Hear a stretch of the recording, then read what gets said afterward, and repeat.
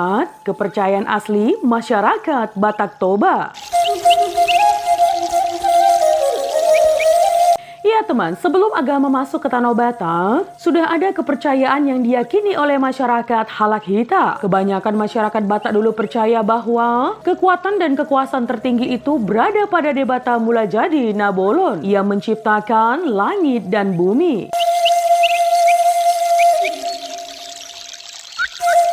Begitu juga dengan keberadaan Sisingamangaraja. Banyak yang meyakini kalau dia itu sakti dan bisa berhubungan langsung dengan Debata Mulajadi Nabolon untuk membawa perintah yang akan disampaikannya. Bisa disebut sebagai santa atau nabi. Dalam buku Mengenal Batak Ismail Manalus 1985 disebutkan dalam berkeyakinan ada 9 tingkatan kepercayaan masyarakat Batak Toba yang keseluruhannya saling berkaitan. Mulai dari tingkatan pertama sampai tingkatan terakhir. Apa saja 9 tingkatan itu? Berikut urutannya.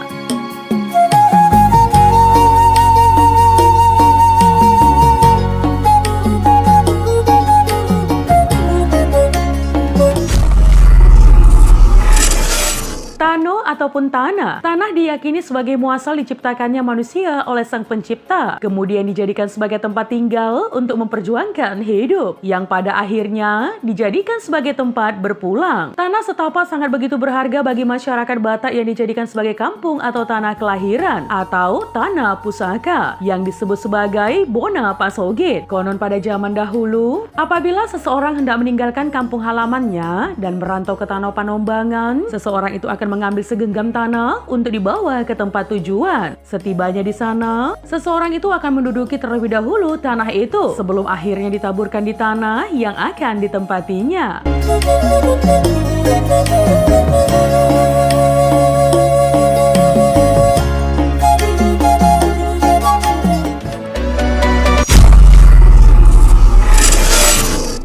Mudar ataupun dara. Masyarakat Batak meyakini tubuh berasal dari tanah, maka tanah itu pun harus dialiri darah ke setiap sendi dalam tubuh agar dapat hidup sebagaimana mestinya. Iya, mudar nilainya sangat tinggi dan itu diyakini sebagai pemeliharaan keturunan dari hasil perkawinan yang resmi secara adat. Dulu, dalam persoalan jodoh, orang tua akan selalu ikut campur. Ya, karena perbuatan zina itu akan mendatangkan kutuk dari nenek moyang mereka, teman. Darah keturunan juga dihargai sebagai garis vertikal dan horizontal. Garis vertikal nantinya dikatakan sebagai garis keturunan atau tarombo. Kemudian, garis horizontal akan berfungsi sebagai hula-hula atau mora bagi pemberi. Selanjutnya penerima disebut sebagai boru atau bere.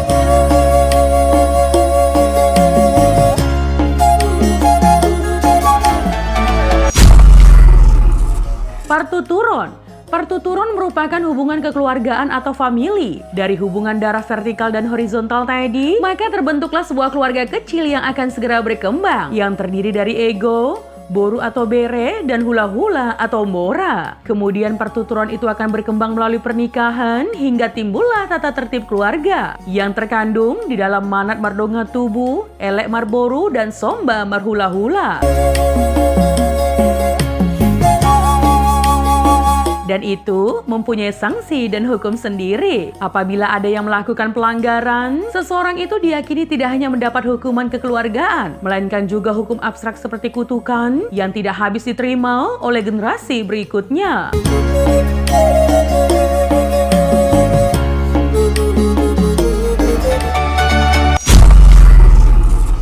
Parjambaron. Iya, parjambaron dalam masyarakat Batak dikaitkan sebagai hak dan kewajiban. Hak dan kewajiban seseorang akan meluas kepada hak dan kewajiban kelompok atau marga ataupun desa. Parjambaron atau jambar merupakan bentuk materi bagi masyarakat Batak yang sudah ditentukan. Dan ini dilihat bukan dari nilainya, melainkan fungsi dari jambar itu sendiri bagi si penerima.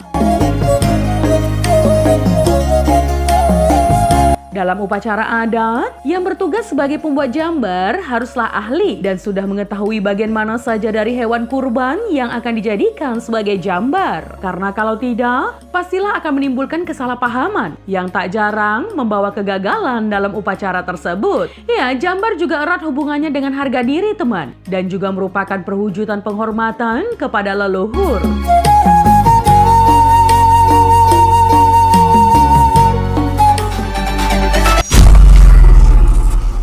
Harajaon. Iya, Harajaon dalam masyarakat Batak berbeda dengan raja-raja yang kita ketahui sebagai seorang raja yang mempunyai segala kelimpahan, raja yang mempunyai istana dan sebagainya. Seseorang yang dianggap sebagai raja dalam masyarakat Batak adalah orang yang berkarakter baik dan mempunyai pengaruh penting dalam lingkungannya dan juga mampu dan mahir memelihara tano, mudar, partuturon, dan perjambaron sebagai fungsinya.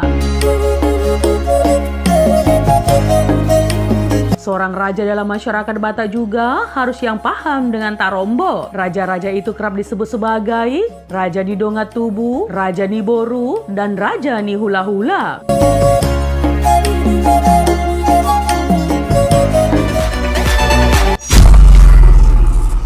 Hajolmaon, seseorang yang sudah biasa disebut sebagai jolma atau manusia dalam keyakinan masyarakat Batak adalah orang yang sudah dewasa, seseorang yang sudah matang dalam berpikir dan tahu membedakan mana yang baik dan mana yang buruk. Seseorang itu sudah bisa menentukan jalan hidupnya di dunia dan akhirat. Dalam tingkatan ini, seseorang itu tadi sudah selesai melaksanakan fase sebelumnya dengan baik.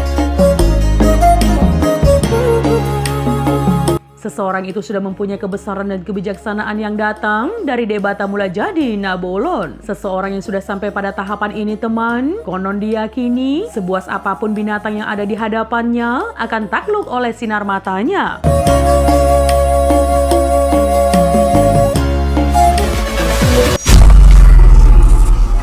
Sahala. Sahala dapat diartikan sebagai kekuatan di luar dari kemampuan manusia pada umumnya. Sahala diyakini datang kepada seseorang langsung diturunkan oleh Sang Pencipta. Ya, karena sudah bertakwa kepada nenek moyang dan juga kepada Debata Mulajadi Nabolon. Apabila seseorang sudah mendapatkan sahala, tak jarang seseorang itu berbicara sendiri untuk menyampaikan pesan nenek moyang sebelumnya dan bahkan bisa meramalkan apa yang akan terjadi kelak di dalam kelompok mereka.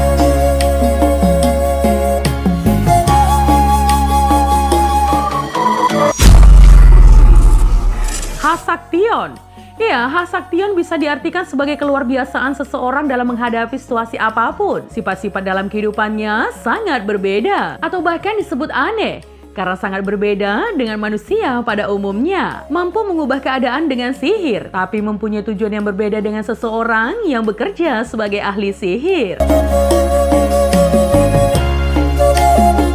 Dalam masyarakat Batak, Raja Sisingamangaraja diyakini berada dalam posisi ini dan dikatakan sebagai personifikasi dewa penghubung atau disebut juga sebagai Raja Hatorusan yang dapat menghubungkan manusia dengan Debata Mulajadi Nabolon.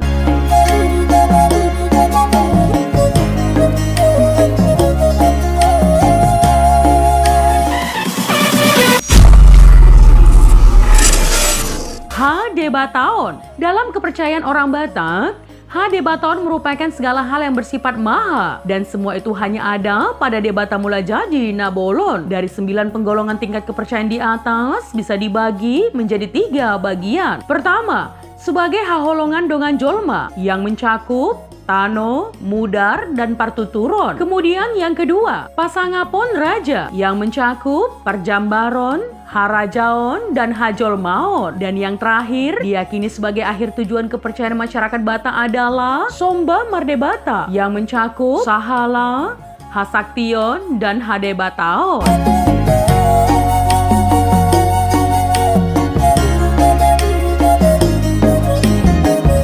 Nah teman, itu tadi adalah 9 tingkat kepercayaan asli masyarakat Batak Toba. Jika ada kesalahan dalam penyampaian informasi, mohon dimaafkan ya teman. Untuk kritik dan saran yang membangun, langsung saja tinggalkan di kolom komentar. Menjadi bijak, menjadi cermat itu penting. Terima kasih teman.